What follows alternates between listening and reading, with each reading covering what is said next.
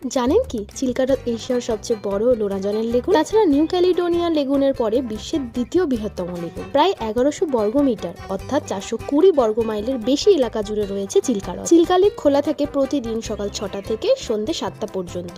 তবে বোটিং করার টাইম সকাল 7:30 থেকে 5টা পর্যন্ত। একটি বোটে 10 জন করে নেওয়া হয়, পার হেড 300 টাকা ভাড়া।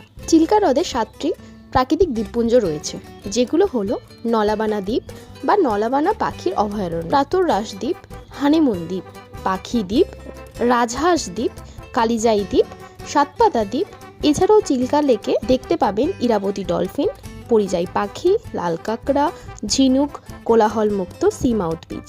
চিল্কা হ্রদ সারা বছর পর্যটকদের জন্য খোলা থাকে, কিন্তু চিল্কা হ্রদে আসার সঠিক সময় হলো নভেম্বর থেকে ফেব্রুয়ারি মাস, কারণ এই সময় পরিযায়ী পাখিদের ঋতু। তাই ওই মাসগুলোতে এই হ্রদটিতে আসা আরও উত্তেজনাপূর্বক। চিল্কা কিভাবে আসবেন? নিকটবর্তী